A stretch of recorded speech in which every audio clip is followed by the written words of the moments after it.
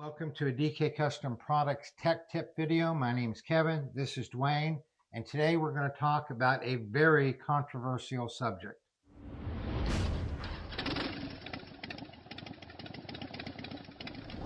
So let's just start out right from the beginning. We're talking about pulling a trailer with a Harley-Davidson. That's right. And I want to say right from the beginning, for decades, Harley has had in their paperwork that if you pull a trailer with your Harley, you will void the warranty on the entire bike. A year or two ago, when the FTC came out with a ruling about Harley's unfair warranty practices and made them change their warranty practices, one thing they did not make them change, they did not make them take that out. It is still will void your warranty if you pull a trailer, your factory warranty. And we'll put a video up in the corner to the FTC ruling, which there's some good information there about your warranty, but it's still going to void it. Now you can go with an aftermarket warranty that will not be voided if you pull a trailer. So with that out of the way, let's talk about what it's like pulling a trailer with a two-wheel bike or with a trike. And this is specifically Harley. We're not going to talk about any other bikes because we don't have experience there. But I have over 100,000 miles pulling either a cargo trailer or a pop-up tent trailer behind two-wheel bikes and trikes. And for a motorcycle, really, there's two different kinds of trailer. There's a cargo trailer where you would haul your luggage and whatnot, and then there's a pop-up camper trailer with a pop-up tent that pops out of it. And neither one of those are going to have an excessively heavy tongue weight. But after miles and miles and miles and miles of pulling it, just be aware it will generate a little more heat. So you want to take measures to lower your engine temperature. You want to be mindful pulling a trailer because here's the thing. Pulling a trailer, whether it be in a car, truck, motorcycle, it's inherently more dangerous than not. Motorcycling is inherently dangerous in itself. You have to be especially mindful when you're pulling a trailer with these bikes. So Kevin's had plenty of experience. I have very minimal experience. So Kevin's probably going to carry this video most of the way. But yeah, so we want to sort of educate you guys on the ins and outs of pulling a trailer with these bikes, because we know a lot of you guys watching like the cross country. And the only way to increase your luggage capacity beyond putting bags on bags on bags is by pulling a trailer. When Mary and I first started going motorcycle camping, we would just fill up the saddlebags, fill up the tour pack, strap things on top of the saddlebags, and just tent camp. But as we grew older, we wanted to have more comfort items with us, so we got a cargo trailer. And while this video is not going to be comprehensive on everything you need to know, one of the first things that I learned was you want to have a swivel hitch. If the trailer does something funny and starts to go sideways, you don't want it to make the bike go sideways. And so here's an example you can see of a swivel hitch where the actual tongue of the trailer rotates 360 degrees. So no matter what happens to the trailer, it's not going to try and move the bike side to side, right? If someone hits the trailer, it hits a bump and goes cattywampus, it's not going to destabilize your bike or your trike if you have a swivel hitch. If you don't, that's when a lot of problems happen. Is that trailer maybe hits a bump that your tires on your motorcycle didn't hit. And so the trailer goes like that. And if you don't have a swivel hitch, it's going to make the bike go like that. Because keep in mind, these trailers are generally, if you're on a trike, generally more narrow. And if you're on a two-wheel bike, generally more wide. So you're not in the same path. So a swivel hitch is number one.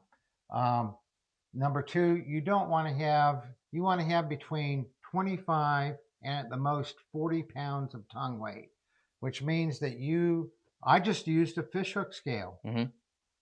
And when we packed everything in the cargo trailer, and here's a picture of us with the cargo trailer when we weren't camping. I didn't want to take the truck to go get a bunch of parts from a store. So I took the Road King with the cargo trailer, and you can see it all loaded up here. but I had to make sure that the heavy stuff was in the rear so there wasn't too much tongue weight. You get too much tongue weight hanging out behind the back tire of your Right. motorcycle, your front tire gets light. Obviously, you got to look at the width, and then don't overload the trailer. Make sure your tire pressures are right, all that kind of stuff. So that's a cargo trailer, and we still have that cargo trailer that I was pulling back in 2005 behind the Road King. Then the other kind of trailer is a pop-up tent trailer, and we'll put a picture here of it all set up. And then there's a picture here of us pulling it behind a two-wheel bike. And that was one of the things I noticed when I was in Sturgis. They were everywhere, and it's crazy how small they are and how big they pop out to be. Yeah, they really fold out, yeah. And you can get them with single beds, double beds, queen size beds, even king size beds. So we've had 3 pop-up tent trailers. We had a timeout, then we had a bunkhouse, and then we had a leisure light. Yeah. They all have the pros and cons. The bunkhouse was the heaviest. And it's not just the weight that you're pulling. And why does Harley void the warranty, and why did the FTC say that that was fair for them to do? Because not only do you have all the weight, usually you're going to be looking, you load it up at the low end, you're going to be 200 pounds. You might be as much as 500 or 600 pounds. So you're pulling that, but then as much as that is the wind resistance. The wind resistance is probably more strain on that engine than the actual weight. And it's just going to make the bike overheat. Yeah, which these bikes don't need any help overheating. Yeah, they get too hot on their own. So unless you've done things to cool the bike down, or you have an old twin cam or Evo that doesn't need the help that the 07 and later twin cams needed and the M8s need, I wouldn't even consider pulling a trailer till you got it cooled down. But you have weight back there. You're not going to accelerate as fast. If you think you're going to get out of trouble by twisting the throttle, it's not going to happen as fast. If you think you're going to stop as fast, you're not going to stop as fast because that trailer can push you. And that's ABS I didn't like when they first came out, but ABS, especially when you're pulling a trailer, can be very useful. Can you imagine if you have a 600-pound trailer pushing you downhill and one of your tires locks up? It is, as Dwayne said, motorcycling is dangerous. Motorcycling pulling a trailer is more dangerous. That said, we never had an accident or a problem, but you do have to be more careful. So as I said earlier, I have very minimal experience with trailers on two-wheel bikes. So, but since you said Harley has a real issue with even doing this modification, I assume it's safe to say they don't sell a hitch. Yeah, Harley doesn't sell a hitch. Some dealerships sell other people's hitches. Kuryakin makes them. Devin and I made our own. Yeah. Just because we thought we could make a better hitch for less. And indeed, we did make a better hitch for less than you can buy.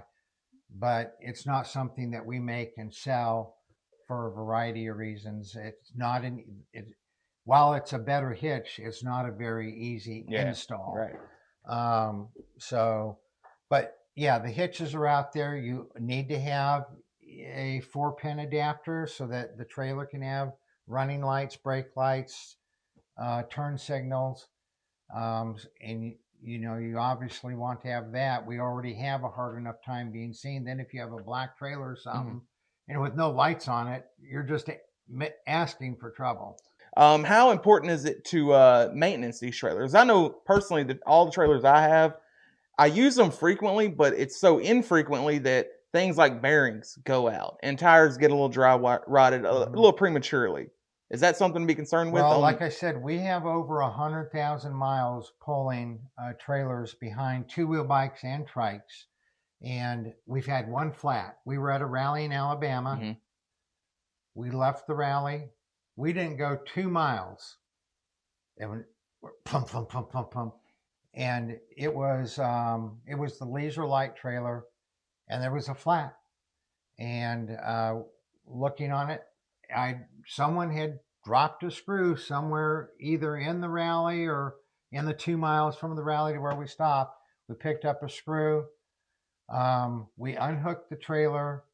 Mary stayed with the trailer because, and I ran down on the bike to Walmart, had them mount a new trailer tire because it's the same tires that they use for boat trailers. And had them mount a new trailer. And an hour later, I was back because I didn't have a spare. Now, most trailers do have a spare, and I don't know why I didn't have a spare on that trailer. After that, I did keep a spare. Wheel bearings, every year, grease the wheel bearings. And then, you know, depending on the trailer, if you have a pop-up tent trailer, you got to do all the things the manufacturer says, you know, regarding you know, zippers and all that kind of stuff. So obviously your bike's going to be a little more slow, but once you build up that momentum, does it affect the handling characteristics of the bike? Like, do you have to go slower through curves, or do you have to take curves a little more cautiously, or how does it handle? Well, as far as handling, you can go through the curves on a two-wheel bike exactly the same. It has, if you have the swivel, right? Because it's just the bike's going to do its thing. It only has a dragging pressure. It doesn't have any side-to-side pressure most of the time. But imagine this. Imagine you're in a banking curve, uphill or downhill or flat. You're in a banked curve. You're accelerating through it. You're leaned way over. Maybe you're scraping the floorboards, which is no problem because the handling is the same. You don't have to worry about the trailer, you know, with the swivel hitch trying to, you know, move the bike. But here's what can happen. You're going through that curve. If you hit a bump, the rocking of the trailer is completely independent of the bike, but it's going to create an extra drag resistance. Understood. You're going to feel that. You can feel that drag. So if you're in a curve, it's not going to affect the handling 99% of the time. But if you're in that curve, you're leaned way over, and all of a sudden you feel something like as if you had put on the brakes, but you didn't. You can feel that for a split second. You know, but all the, you know, chatter, you might feel it, but it doesn't. Now, when you're on a trike, I mean, the trike's rock solid. Basically, with the trike, you're just going to have a drop in miles per gallon, which you'll have on a two-wheel bike also, from the wind resistance and the weight.